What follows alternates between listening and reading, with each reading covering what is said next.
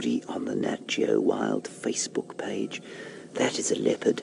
My name is James Henry, and we are going to be spending 10 minutes with you in the company of 1, 2, and there's another third leopard just over there, and they've killed a baby, no, not a baby, an adult impala. That there is the young female, and she is 11 months old. Her mother, Karula, one of our very favourite Safari Live characters, is 12 years old, and we're having a wonderful afternoon out here. Now, we're going to just wait for that other vehicle, you heard it start, to move, and then we'll go back to the kill and watch the female feeding. This is just a wonderful experience for us and hopefully for you. Please talk to us in the comment section of this Facebook Live broadcast. You can say hello, but rather, I'm going to say hello to you collectively right now. Rather ask us questions. It would be lovely to hear any queries that you have about these animals or what it is that we do out here. And while we sort of look at this little flat kitty who's full of impala meat, it is beholden on me to tell you that we're doing this on television on Nat Geo Wild every Sunday evening at 11 o'clock Eastern Standard Time for 2 hours. That's 6 o'clock Central African Time. If you're not in North America, you can just watch that on the internet at wildsafariLive.com or on YouTube. Those are the ways you can watch us, or you can just Google Safari Live and you'll find one of the multiple platforms on which we appear.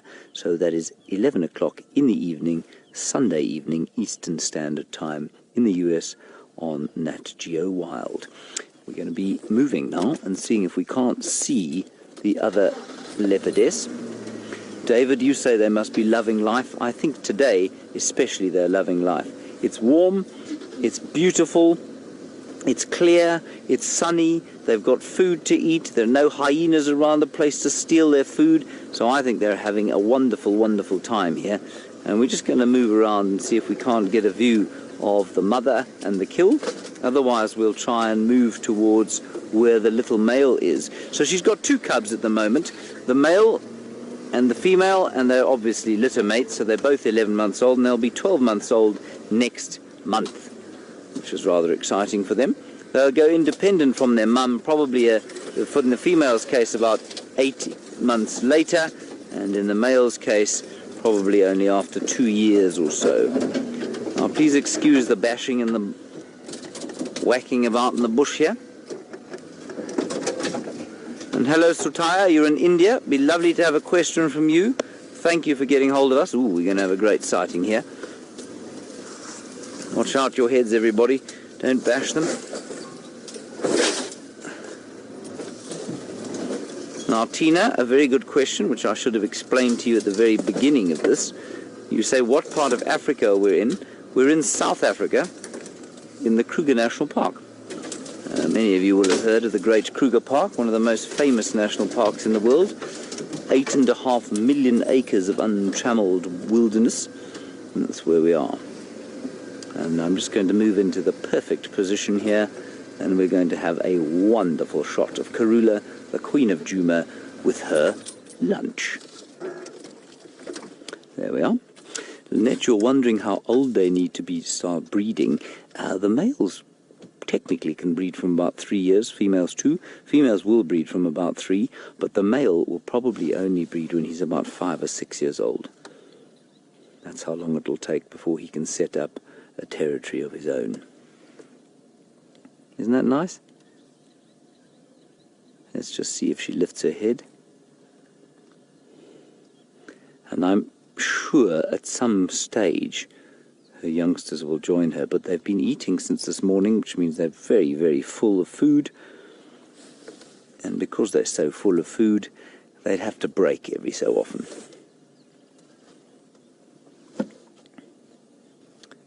Hello Assad, you're wondering, since leopards are solitary, how long they stay with their mums? Well, like I was saying, the females probably until they're 18 to 20 months old, and the males up to 2 years, sometimes even longer. Oh, look at that.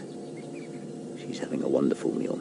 Now, while you watch her, I'll just tell you that we do this every single day from... look at that. From 5 o'clock to 8 o'clock in the morning, and then 4 o'clock to 7 o'clock in the afternoon, Central African Time, and that's on WildSafariLive.com, Otherwise, you can just Google Safari Live and you'll find the platform that suits you the best. We see lions and leopards and elephants and buffalo, all sorts of general game, 9 species of antelope, zebra, hippopotami, monkeys, baboons, 250 species of birds, and of course these magnificent leopards here. And Majinda, you're wondering about the age that they can get to, potentially 18 years. Her mother is the oldest leopard in recorded history. Obviously we don't know if she's the oldest leopard in history, but her mother was 18 when she shook off the snorkel coil, and she is now of course 12, so she's probably got another 5 years or so. Normally about 15 years or so. Majinda, you're wondering if this is dangerous for us. Majinda, we are risking our lives to bring you these incredible pictures. If it wasn't for our fearlessness, it would be impossible for people to go on safari. Majinda, I'm being completely sarcastic. It's not dangerous as long as we're sensitive. So we are sensitive. We know that this leopard knows vehicles, and so she's completely wild, but she's used to us, which means that our being here is not threatening her in any way. And so it's not dangerous for us because we are being sensitive. And Shelley, you're wondering about the males and why it is that they, rather like human males, are unable to leave home as soon as the females. Shelley, it's largely because what happens is that when the females leave, they set up a territory next to their mothers, and there's no real competition. They have a little bit of competition from sisters, from previous litters, but there's not a huge amount of competition. Everybody kind of sort of shifts about, and then the female has a territory, and she can go about her life, marking her territory, killing in it, and eating. With the males, it's different. The males, of course, compete for mating rights. Look how powerful she is. That impala is probably almost 1.5 times her weight. So the males really do have a rough time when they leave home. They find a territory. It's difficult. They have to fight for their territories quite often, and then when a female comes into estrus, they'll have to try and fight off other males sometimes, and so they need to be a lot older, they need to be more prepared for hunting, they need to be bigger before they go off on their own. Sire, you're saying those flies look like they're having a wonderful time as well. I think they're having the best time, aren't they? Sharing a kill with a leopard, gorgeous summer's afternoon here, fresh rotting meat there in the sunshine. Oh, wonderful for flies. And this leopard, of course, will eat this meat until it is entirely rotten, unless tonight it's taken by hyenas. So what she will probably try and do once she's eaten away, probably say 20% of the kill or so, she'll probably try and pull it into a kill. Now, Bob, you're wondering if we're anywhere near Lesotho or Swaziland. Bob, it's a very interesting question. We aren't anywhere near Lesotho. No, Lesotho is way down to the south and west of us now. Swaziland is due south of us by about, work it out. Swaziland's about 200 miles to the south of us. So we're quite a long way from there. But from Lesotho, we're at least sort of 600 miles or so. And Cherie, you're wondering about this leopard's name. This is Karula, the Queen of Djuma. That's her official title. And Karula is one of our very favourite characters. And her 2 youngsters, you met Xongile, that was the little one, and Hosana is the male. We haven't seen him yet. Well, we have, but we haven't managed to find him for you yet. He's lying under a bush somewhere pretty close by. And Hosana means little chief, and Xongile means beautiful one. Tariq, you're wondering about the freshness of her meal and whether... Oh, she's up. And whether... Look at the flies.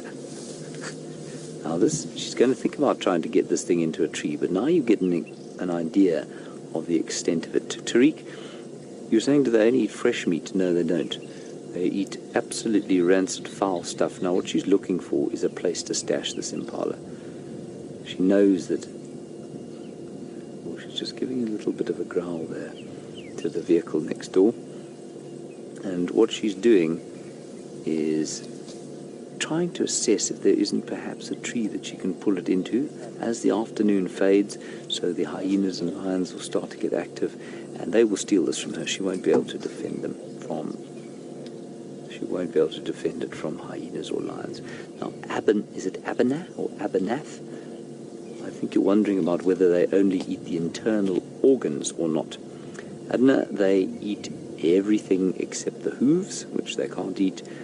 They will eat the brain, the heart, the lungs, the liver, the gallbladder, the thighs, or the hindquarters, the forequarters, the rump. They'll eat absolutely everything that they can. The only thing that they won't eat are the bones that are too thick for them to crunch through, and then perhaps pieces of the skull that they can't get to, but they do eat just about absolutely everything there. Now, Sarah, you're wondering how many leopards there are on the reserve. Well, depends what you mean by the reserve. The area that we traverse, we have seen 17 leopards, or 19 leopards in total, but the entire reserve, which is called the Sabi Sand, that's the reserve that we know here, probably about 85 leopards on this reserve. And then if we look into the Kruger Park, the entire expanse of the Great Kruger National Park, 8.5 million acres, I don't know, there are probably a few thousand leopards, which is wonderful. Now, just before I say goodbye to you, I'm going to show you that it's not all about the cats. There's a beautiful bird sitting on a branch over there. Can you see it there, Craig? Isn't that gorgeous? It's a little starling, Cape glossy starling, and it's just caught itself an insect, and it's watching the leopard as interestedly as you and I. All right, everyone, that's going to be it from us today. Thank you very much for joining us. We will carry on with this drive, wildsafariLive.com, or just Google Safari Live and you'll find our platform that suits you best. 11 o'clock Eastern Standard Time on Nat Geo Wild, Sunday evenings in North America. We'll be going live for 2 hours on television, which is very exciting for us. So hopefully you will join us then. Until then, bye-bye.